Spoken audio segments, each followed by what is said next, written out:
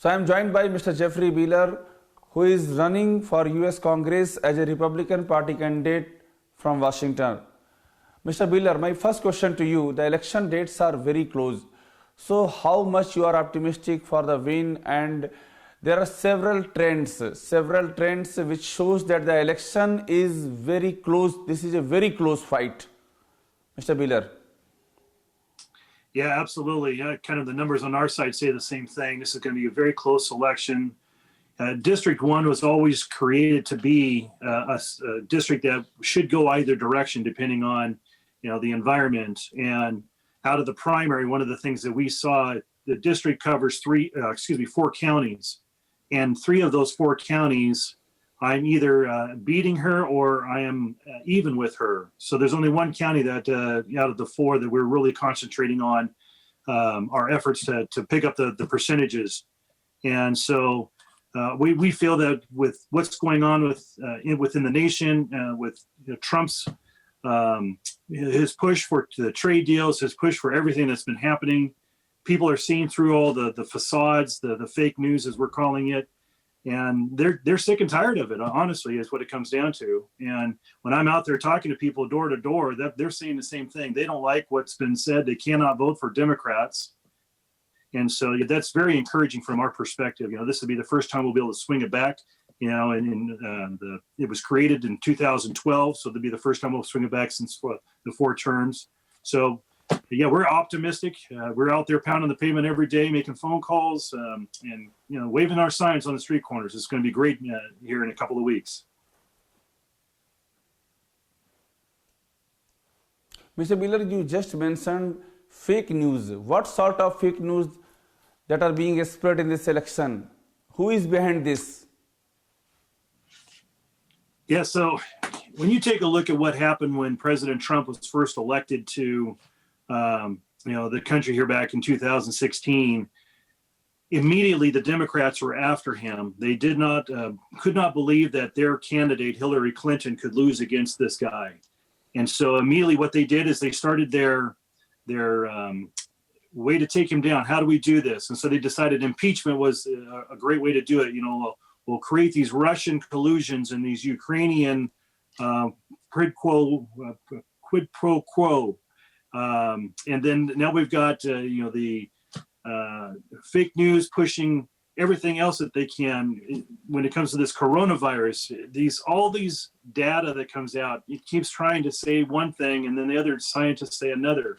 And anything that can make it sound like this president is doing his job. And yet, what was the first thing that happened when the virus came to America was he shut down travel to China. That was probably the best step. And Nancy Pelosi was, singing in the streets trying to say this is not the right thing to do. And yet it was exactly the right thing to do. And then he built up the hospitals across America that he saw the contagion, this virus expanding on. And so he built these hospitals just in case, which were never used. And every patient that needed a ventilator got a ventilator. And now he's been fast tracking, this, hopefully this vaccine that we'll have here in the next few weeks. And, these are the things that are going on. And because he's fast tracked this vaccine, the next thing that's happening is now look at every Democrat state like New York and California. And in the state that I'm in, the state of Washington, they're actually going to say, I don't trust, the vaccine companies who've made these vaccines, and they're going to have their own study done as if their study is going to be any better than the company who's made it. We have the CDC for a reason. We have the vaccine guidelines in place when we develop these things for a reason. And no, but the Democrats can't trust. They can't have good news come out that a vaccine could actually help America get back to work. That's the main key in this is we need to get Americans back to work, whether you're Chinese American, Asian American, Indian American, or if we're just Americans out here just trying to get back to work. That's what we want. We want to be able to pay those bills. We want to be able to go on our vacations. We want to go out to dinner, go to the movies. So all of this fake news that has been presented just in trying to take down this president, that's what drives everybody nuts, and they're seeing through it. And I think that's another reason why I'm optimistic about this election. They see the fake news, they're ignoring it, and they're saying, let's vote this president back into place. Mr. Wheeler, is there any Chinese hand too in this fake news narrative? And if your opponents, Democrats, they are very close to Chinese handlers. There are allegations that they are very close to Chinese handlers. So yeah, China has been meddling in this election just like they've been meddling in every election. And I think their biggest hope and goal is to get Biden elected, because they know that, Hunter Biden, who's been talked about in this news so much, recently about his dealings with China and his dealings with the Ukraine, they understand that Biden would be the best thing for China's economy, because Biden will bend over backwards for him. China is excited about the fact of getting rid of President Trump, who's been a thorn in their side. Look at the trade negotiations that he's doing with them. He's holding them to everything. He's pinned them down and said, look, you have stepped on America's doormat used this as a doormat too many times. And so they don't like that. They don't like the fact that they're going to actually have fair trade. China's been stealing things like technology away from the United States. The trade imbalance is like 10-1. We have to correct these things. We have to have a president like President Trump, who stood up for the American people and said, enough is enough. And when it comes to, like, in this particular district, we've got an aluminum smelter that's just gone out of business. 700 jobs were lost. And the Democrat, Del Bene, what she said, she kept pointing fingers at Trump. It's Trump's fault. But if you look back, Del Bene's been in office for 8 years. And the first 6 of those years, Chinese imports for aluminum products were escalating. They were continuing to come in and undermine American companies. And it wasn't until finally here in 2020 when the aluminum plant said, I can't do it anymore. We're going to have to close the plant because we can't compete with Chinese imports. And if you look, when President Trump got in and he cut trade to China, those Chinese imports of aluminum stopped. And that's what they're pointing out is it's his fault. No, actually, he did the right thing. It's your fault for the last 8 years. You lost jobs to China. You're doing whatever you possibly can to ship jobs overseas and be China's best friend. Well, China's a socialist country. So China's a communist country. And I think all these Democrats are being persuaded by socialism. Mr. Bhiller, there is one question. Yes, Mr. Bhiller, there is one question I want to understand. What are the vested interests? What are the vested interests? Why Democrats are so close to China? Why are they seeking help from China? What are their vested interests? Can you explain? It comes down to dollars. If these the deals that they can do with China will pad the pockets of the politicians, that's where they're invested in it. Whether it's that or whether or not the Chinese have something on these politicians, that's another concern. China has been spying. They've been using all their technology to do whatever they can to spy on not only China, but the world. I know that China and India have been having a lot of issues with what's going on there, with China coming into the Himalayas like they did and invading, Indian sovereign territory, and Pakistan has been an issue, for decades, having the jihadists come in and using their terrorist tactics to scare.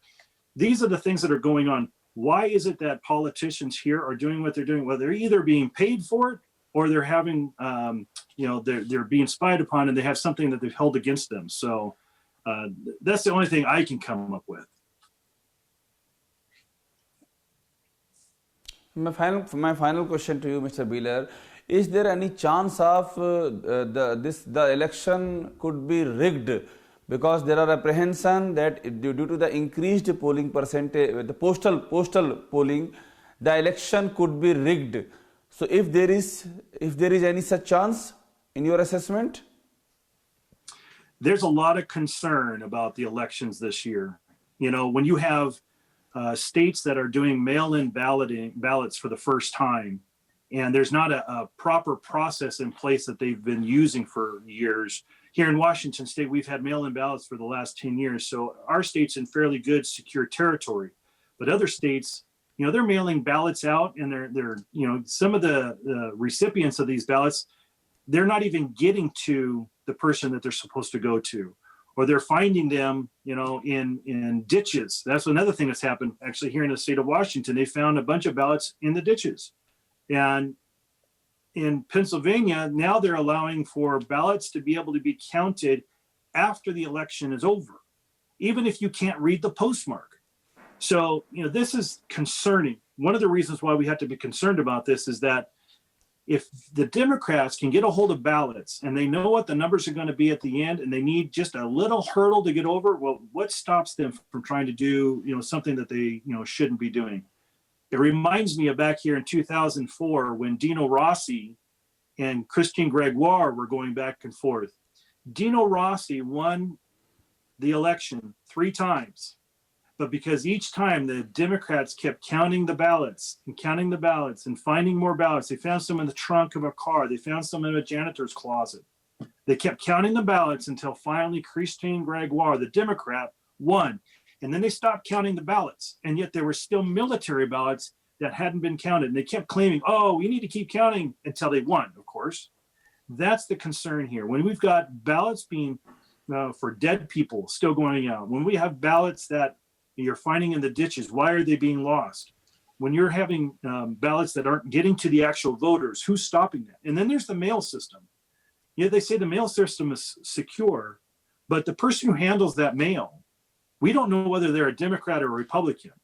At least when you have a ballot going into a ballot drop box, a Democrat and a Republican both go to that ballot drop box and pick those ballots up together to make sure there's no hanky-panky going on. So, yes, there is a lot of concern. And I think this is headed for the courts. I think there's nothing that we can do to stop it at this point because the Democrats will do everything they possibly can to either A, make this president look bad, or B, to fudge this ballot. So I'm very concerned what's going to happen on the 4th of November. What will be the end result? Right. Okay, one more question. How the organizations like US Impact, who has been mobilizing the support of Indo-American, how they figure in this election, how they are going to help you in this election? US Impact, they're a fantastic organization. They've been doing a lot of reaching out to the Indian American community. They've been siding with President Trump. They've been a very big supporter of them. They understand what, America is about. It's about opportunity and freedom. It's about democracy. This country's a republic. It's supposed to have been run, by the vote of the people, the will of the people. And I think a lot of people understand that things have been changing over the last few years, and the will of the people has been stripped away. And it's organizations like US Impact that, are standing up to say, hold on, we need to stop this from going any further. I've talked to tons of immigrants recently that have said they don't like what they're seeing going on in this country because it reminds them of what they saw from where they came from, that socialism that they ran away from. And when you've got people like Olan Imar and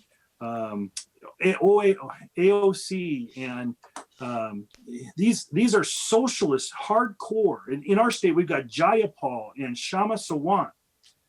These are people who have like a dislike of America. Well, we need to tell them, no, America is great for a reason. We are great because we have a democracy. We are great because we stay away from socialism. We are here. It's merit-based. If you are able to go out and earn your way, you can make it big here in America. That's what it's all about. It's that dream.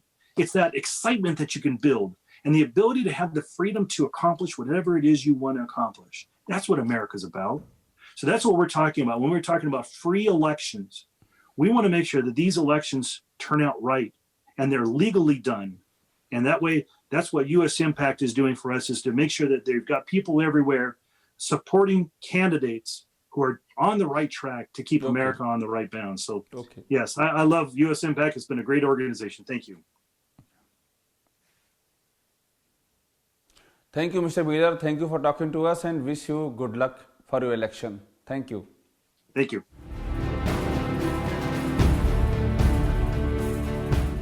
परवाह देश की, सोमवार से शुक्रवार रात 10 बजे TV9 Bharatvarsh पर।